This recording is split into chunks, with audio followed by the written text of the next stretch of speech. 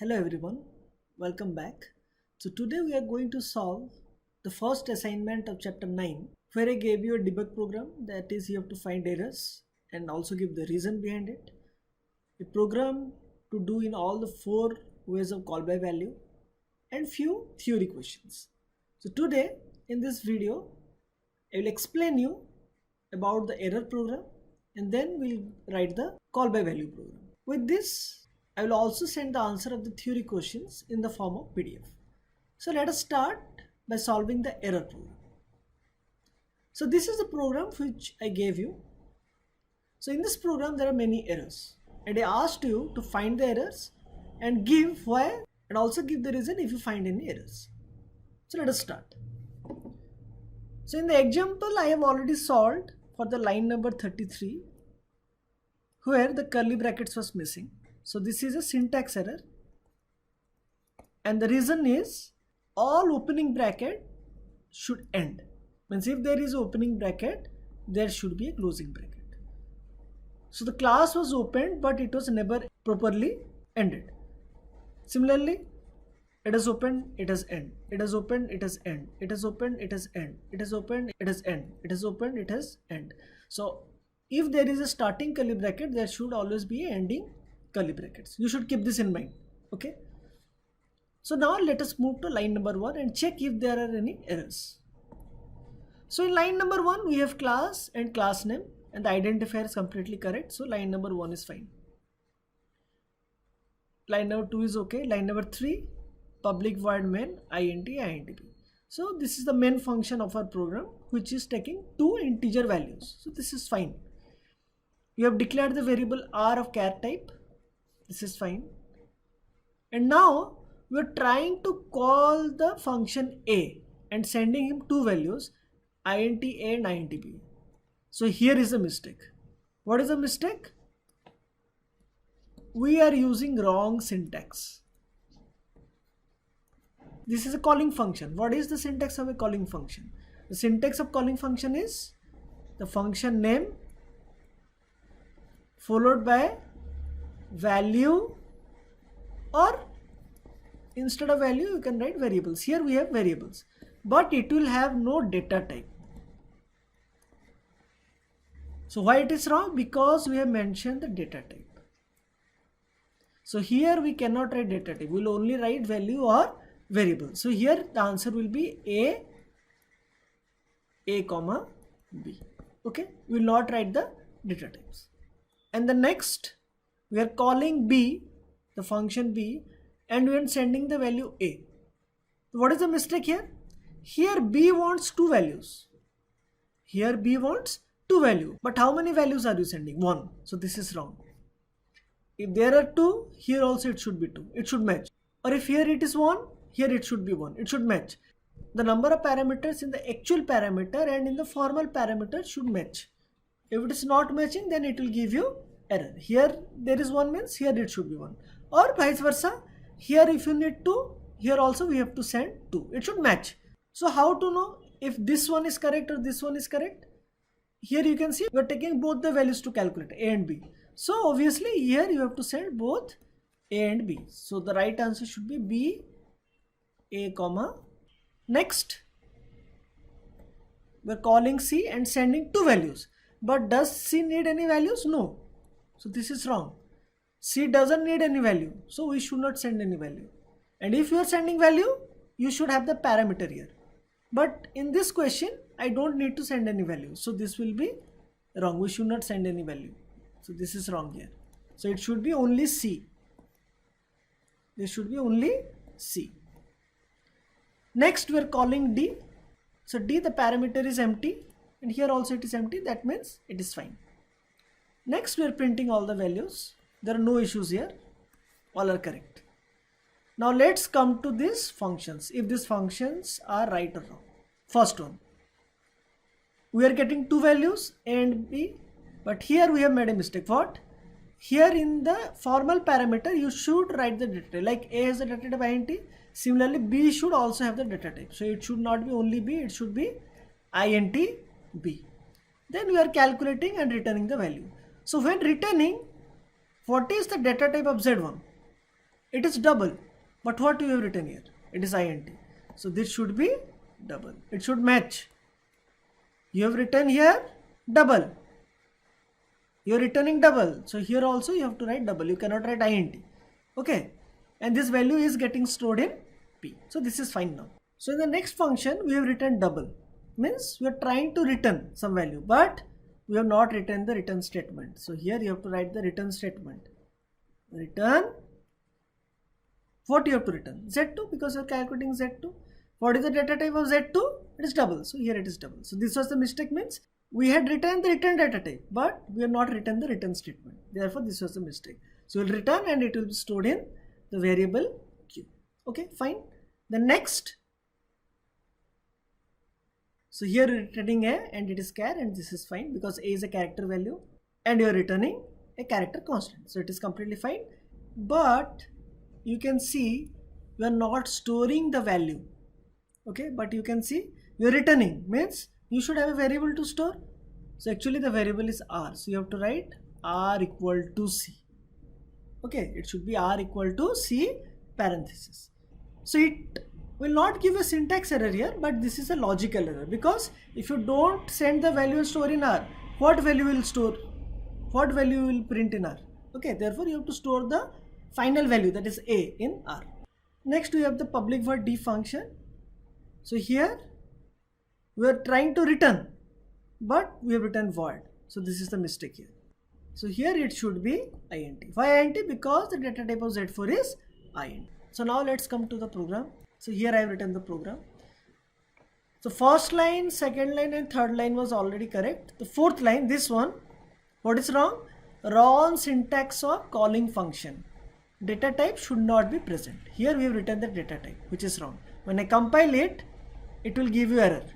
Okay, because we have written the wrong syntax. So you have to delete this data type. Now it is fine. Next again I will compile. And here you can see again error is giving, because here we have to write data type. In calling function, means in the actual parameter it doesn't contain data type. In formal parameter it always contain data type. You have to remember this. Actual parameter doesn't contain data types, but formal parameter should contain data types. So data type of B is missing. And what should be the data type here? You have to check what type of value you are giving. So B is int. So here it will be int B. Clear? Then again we'll compile. Again it is giving error. Why? Because of the bracket. The last bracket was missing, right? Next again we'll compile. Here again it is giving error. Why? Because B needs 2 value. But how many values are you sending? Just 1. So this is wrong. If B needs 2, you have to send 2 value. So it should be A comma B. Next again. Here it is giving error. Why? C doesn't need any value, but you are sending him. Always remember, the actual parameter, formal parameter should match. The number of parameters in actual parameters and the type of parameter, means the data type of the parameters, both in actual and formal should always match, or you will get errors.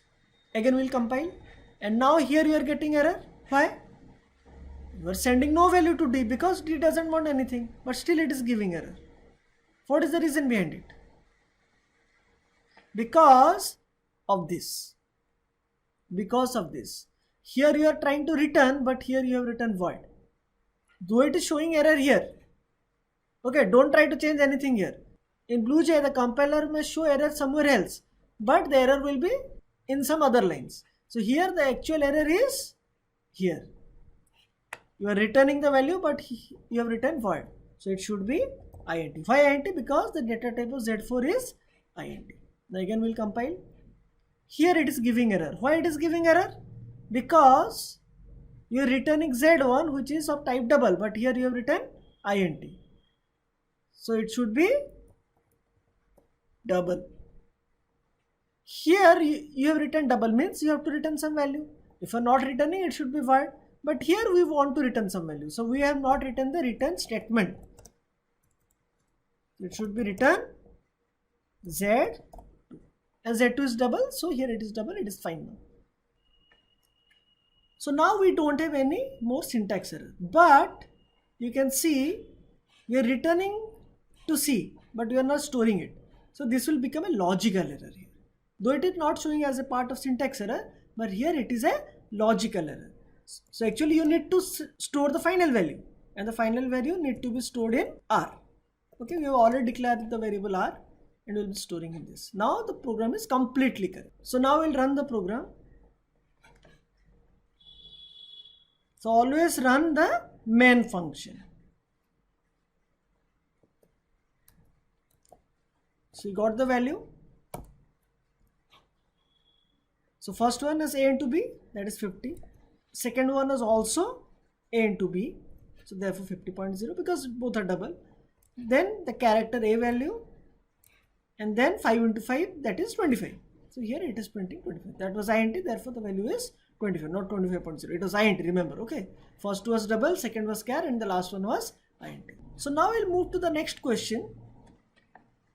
Question number 2, where I asked you to write the same program using all the 4 concepts of call by value. That is call by value with return, call by value no return, call by no value with return, and call by no value no return. And the program was to input 2 diagonals of a rhombus and find the area of that rhombus. I hope you know to find the area of rhombus, that is product of diagonals divided by 2. Okay, that is the formula. So let us solve this question. So let me create a class first. Okay, the class is created. So what we need to do in the class, we'll be taking 2 functions. That is, one is main function and another function for calculation and printing. Okay, so public void main, this is one function. Then public void, for example, calc, this is another function. To do what? For all the calculations and printing. So now the question says we have to do in all the 4 types of call by value. So first let us do using call by value with return. Means we'll be sending some value and the cal function will also return the value. Okay. So first we need to send the values to calc function. So what we need to do? We have to take input, and I have asked in the question to use scanner for it. So let us write import java.util.asterisk. Then here throws input mismatch exception. And now we'll write the scanner line. Scanner x equal to new scanner system.in. And then we have to write the print statement before taking the input. Okay. Enter the 2 diagonals. Rhombus is 2 diagonals. Okay. And then we'll take the input. Let the variable be A and B. Next. Clear? And we also need to declare the variables A and B. Done. Now we have taken the input. Now what to do? We have to send the values. So we'll call the function calc and send the values. So sending the values is nothing but call by value. We are calling calc and sending the values. This is nothing but call by value. So we'll send the value means you have to keep somewhere. So let the calc function store it in x and y. So the value of A will be stored in x and the value of B will be stored in y. Then what to do? Then calculate double D, D for diagonal, double area. So we're finding the area equal to is product of diagonals divided by 2. Here we have calculated. Then this is call by value with return, means we have to return the value. Return, what you have to return? Area. So since you are writing return statement, this cannot be void. You have to write the data type. What is the data type? Area. You are sending area. Area data type is double. So here you have to write double. Since you are returning, you have to store somewhere. You are returning some value. The value will be returned here. So you have to store somewhere. You have to take another variable. Let it be C. another variable, that is C. Now you will print the value system.out.println C. Clear? Understood? So this is a program for call by value with return. Clear? Let us run this program. Okay. Always run the main function. It is asking for two diagonals. Okay. Give 5 and 10. So answer should be 25.0. Correct? Understood? Okay. Now we'll do the same program using call by value no return. Means here the calc function will not return. Not return means this should be void. If you are not returning, it should be void. Since you are not returning, you don't need anything to store. Okay. If you don't have anything, means here the main function has nothing. So how will you print it? So here also the print statement will be absent. And we'll write the print statement here this time. Okay, because you have to print the value somehow. And the variable here is area. Understood? So this is call by value no return. We are calling. We are sending the values. This is call by value, but we are not returning anything. So this is an example of call by value no return. Understood? So declare the variables. We took the input. We call the function calc. The A value was stored in X. The B value was stored in Y. We calculated it, but we didn't return this time. This time what we did, we just printed it. Okay, fine. The next, call by no value with return. Call by no value means we'll just call the function calc, but we will not send any value. So if you're not sending any values, so here also you don't need to take any input, but you need the value from the user, right? So here we'll take input. Where? In the calc function only. Okay. Since you are not sending any values, this will also be empty. And you're taking input in calc function, so therefore the throws line will also be here. Okay, the throws input message exception will be present where you take input. Okay, don't write in any other function.